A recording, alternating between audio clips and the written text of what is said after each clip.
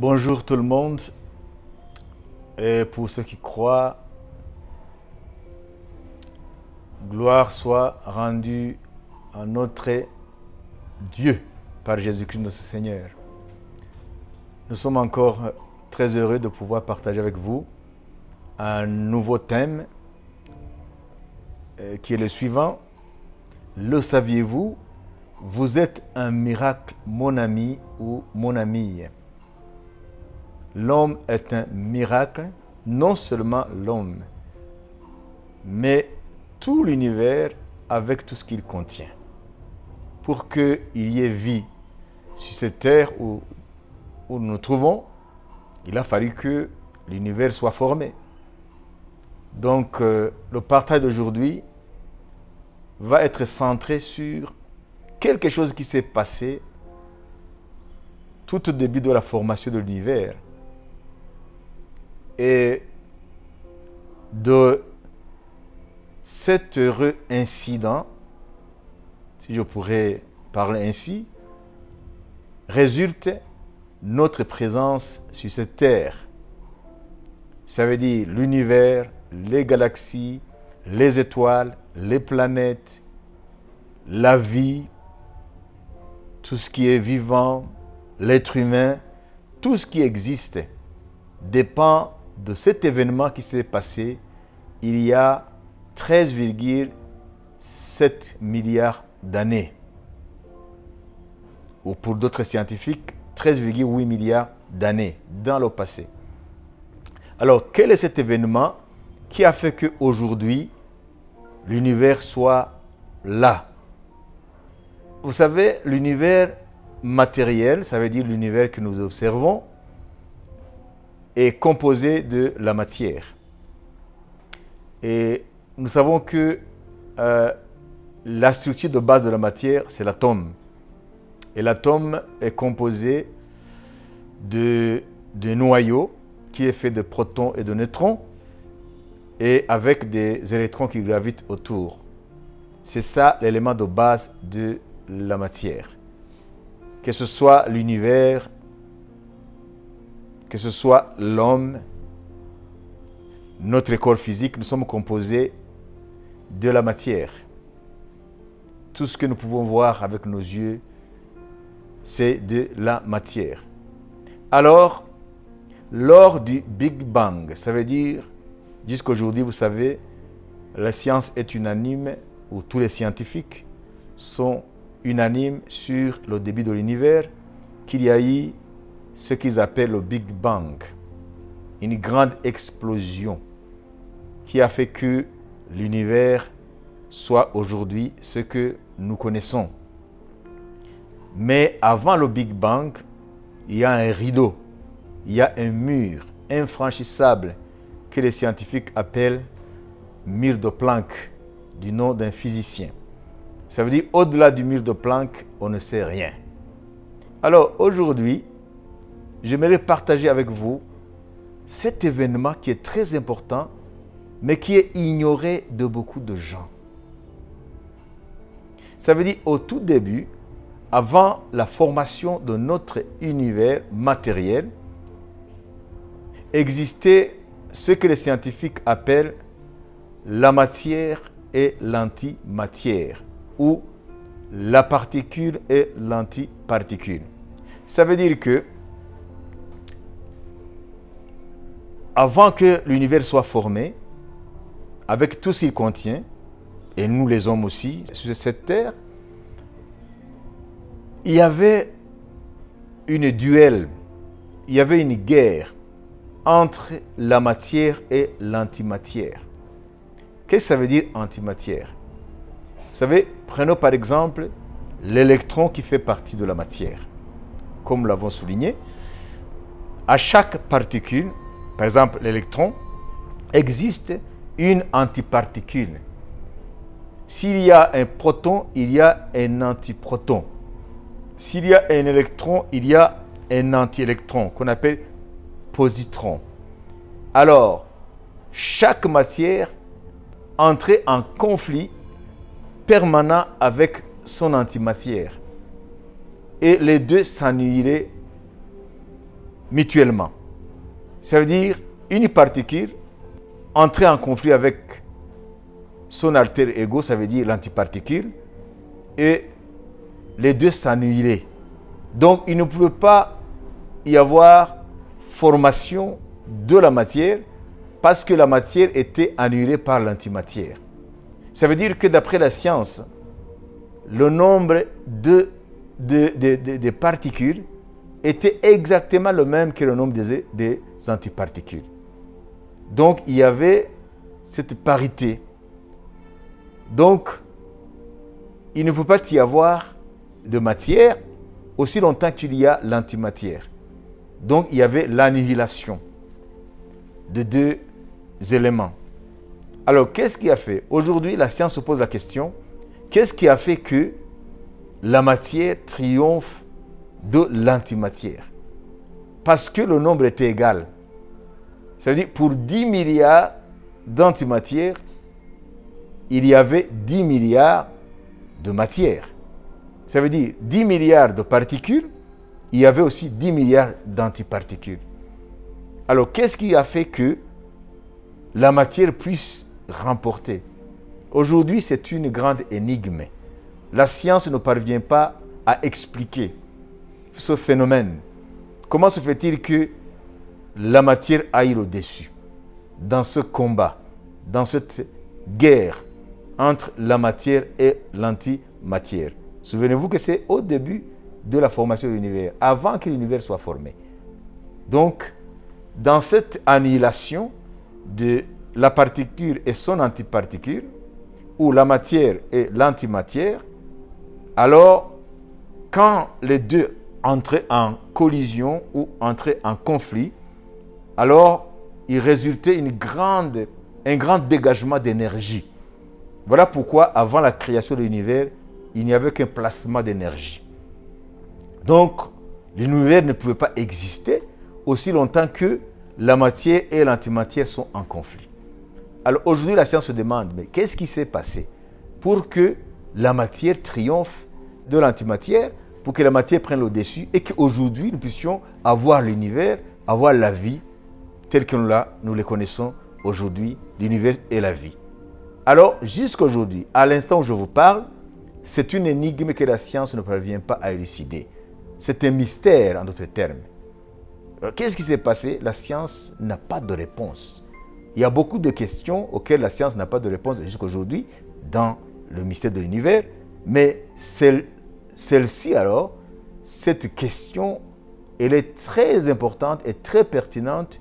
C'est un chic, comme on dit, pour les scientifiques. Donc, c'est un défi de taille pour pouvoir expliquer comment la matière et l'antimatière, qui étaient en nombre égal, par après, la matière a supplanté ou la matière a eu le dessus sur l'antimatière. Donc, si vous avez déjà saisi ce qu'est l'antimatière et la matière, vous comprenez que l'un est le contraire de l'autre. Donc, il y avait ce conflit et ça s'annihilait. Annihiler, ça veut dire se détruire mutuellement. Parce que le nombre était égal, la force était égale de part et d'autre. Et ce qu'il faut souligner, une particule et son antiparticule ont la même masse, sauf la charge. Ça veut dire, si une particule est chargée positivement, son antiparticule est chargée négativement. Par exemple, l'électron. L'électron a une charge négative. Alors, son antiparticule, ça veut dire l'anti-électron ou positron, elle, la charge positive. L'électron a une charge négative, l'anti-électron a une charge positive. Alors, les deux entraient en conflit, donc, et se détruisaient mutuellement. Vous comprenez qu'il n'y avait pas de possibilité pour que l'univers matériel ou physique soit formé. Donc, aujourd'hui, c'est une question qui est là, devant les scientifiques, devant les physiciens, surtout les physiciens des particules. Comment et quand et où?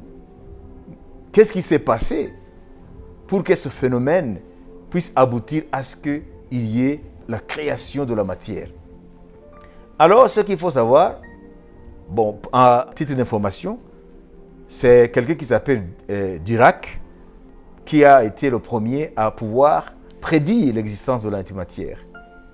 Et cela a été découvert plus tard.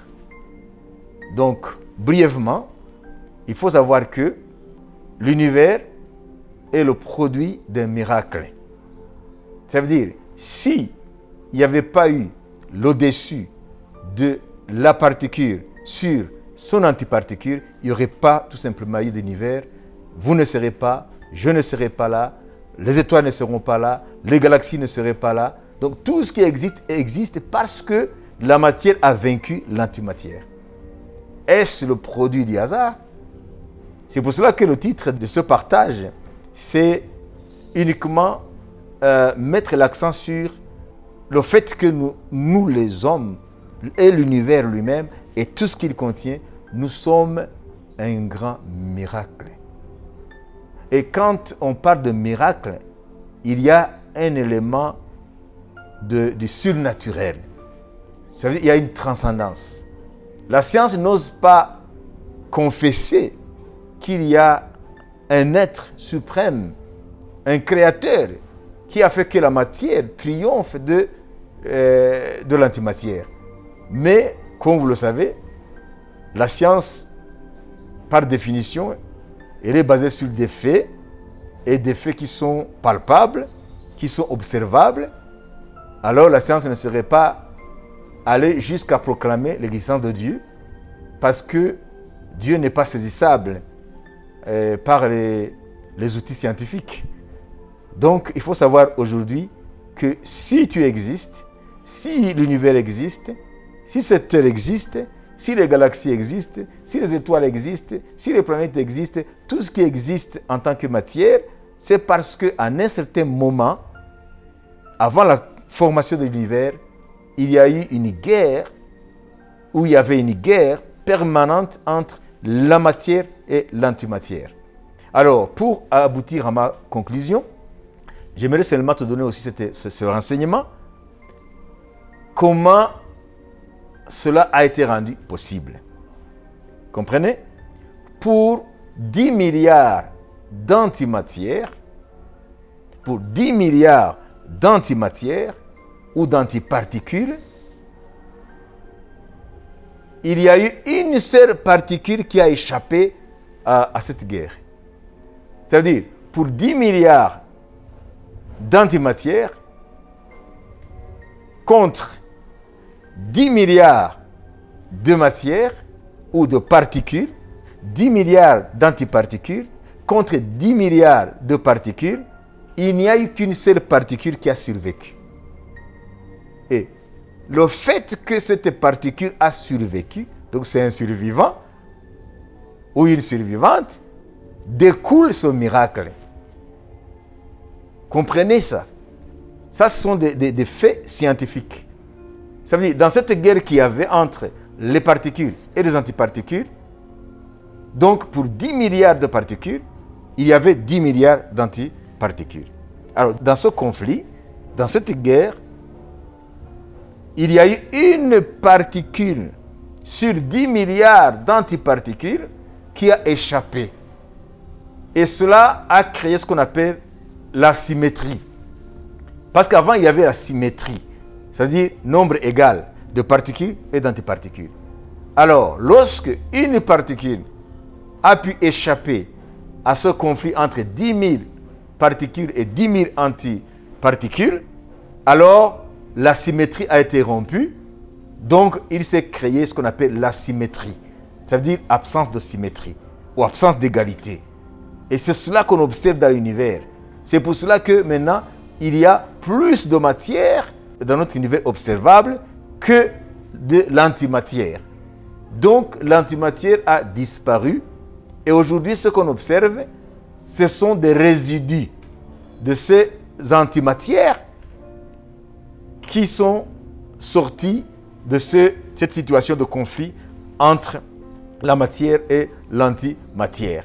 Donc on observe à travers des rayons cosmiques la présence des résidus de ces antimatières, mais en quantité infime, petite, de sorte que et ne sont plus capables aujourd'hui d'annihiler la matière, d'éliminer la matière ou de se détruire mutuellement.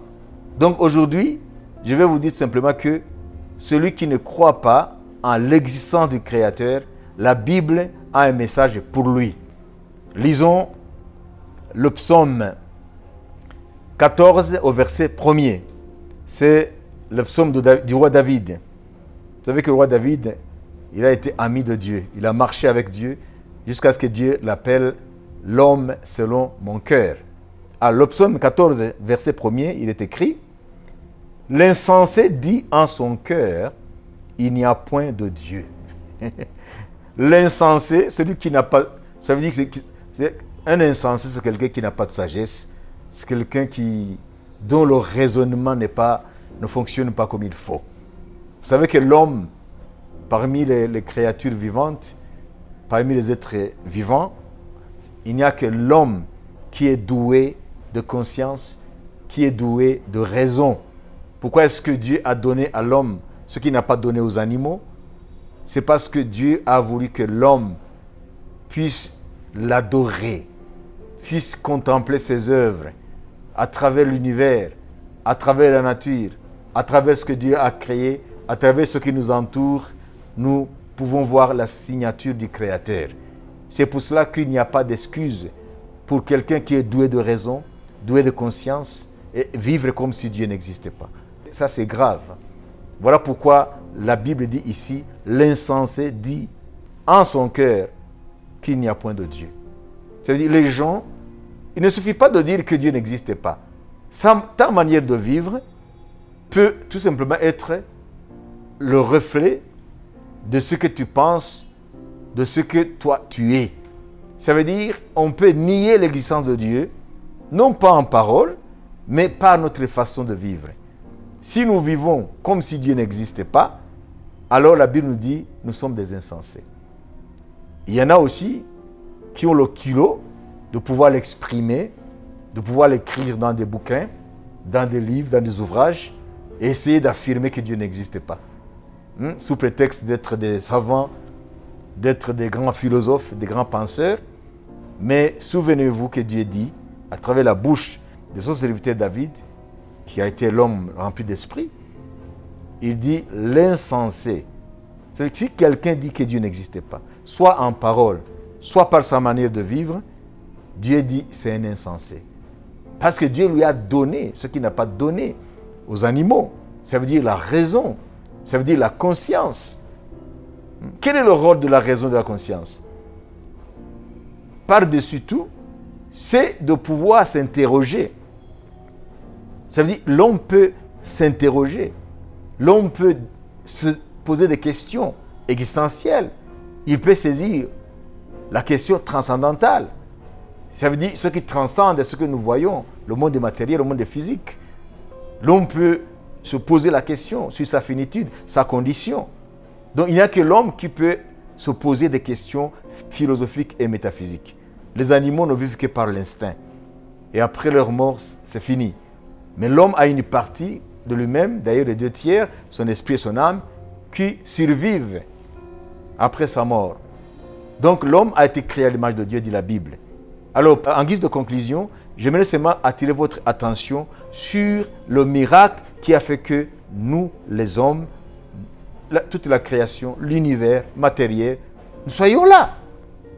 Les gens ne savent pas ce qui s'est passé. Et posons-nous la question inverse. Et si la matière n'avait pas remporté dans cette dualité, dans ce conflit entre la matière et l'antimatière? Et si la matière n'avait pas remporté? Et vous voyez, la matière a remporté de justesse. Parce qu'il n'y a qu'une particule sur 10 milliards plutôt d'antimatière qui a survécu. Hein? Ça veut dire que notre présence sur cette terre, l'existence de ce qui existe, l'univers avec tout ce qu'il contient de matière, de physique, résulte de cette victoire de justesse de la matière sur l'antimatière. Donc, si tu es là, aujourd'hui, c'est parce qu'il y a eu ce miracle. La matière a triomphé de l'antimatière. La matière a eu le dessus sur l'antimatière. Et les scientifiques aujourd'hui constatent qu'il y a une asymétrie. Ça veut dire un déséquilibre entre le nombre de particules qui composent notre matière, la matière, et le nombre d'antimatière. Donc c'est quasiment comme si l'antimatière a disparu. Et la question se pose chez les scientifiques, les physiciens des particules, où sont parties toutes les antiparticules? Où sont partis ces milliards et milliards de milliards de milliards des antimatières? C'est une énigme. Mais ce que nous constatons, ce que la science constate, c'est que la matière est là. Alors qu'au départ, il y avait équivalence entre la matière et l'antimatière. Donc c'est Dieu qui a décidé à ce que la matière triomphe de l'antimatière. Que la matière ait le dessus sur l'antimatière. Alors aujourd'hui, j'aimerais simplement en appeler à votre sagesse pour que vous puissiez quitter le camp des insensés. C'est grave lorsque Dieu te qualifie d'insensé. Donc Dieu existe, la nature, la création, l'univers, tout ce qui existe, tout ce que nous pouvons connaître de par notre raison, et heureusement par le biais de la science, ne fait que confirmer que le Créateur est derrière la création. Donc il y a un Dieu bienveillant, un Dieu qui a eu la volonté de créer la vie, de créer l'univers, de créer un espace dans l'univers et y placer la vie. Ça veut dire notre planète bleue, notre petite planète Terre. Donc, comprenez bien, il ne faut pas faire beaucoup d'études pour comprendre qu'il ne peut pas y avoir de création sans créateur. Parce que chaque homme est doué de raison, d'une conscience suffisante pour pouvoir discerner à travers la création, comme disait Paul aux Romains, que la création révèle le Créateur. Ça se voit comme à l'œil. Donc aujourd'hui, l'homme est inexcusable s'il vit comme si le Créateur n'existait pas. Et il ne suffit pas seulement de reconnaître que Dieu existe. Il faut aussi entrer en relation avec lui. Parce que si Dieu existe, il mérite l'adoration. Il mérite la louange. Donc, soyons tous des adorateurs du Dieu créateur. Et ce Dieu, dans l'histoire, quand les temps se sont accomplis, ce Dieu s'est révélé en la personne d'un homme qui s'appelle Jésus de Nazareth. Il a dit, celui qui m'a vu a vu le Père, c'est le Créateur. Donc Jésus, c'est l'expression de la personne du Dieu invisible. Il est l'image de sa personne. Il est l'empreinte de sa personne, l'expression de sa gloire. Que Dieu vous bénisse. Amen.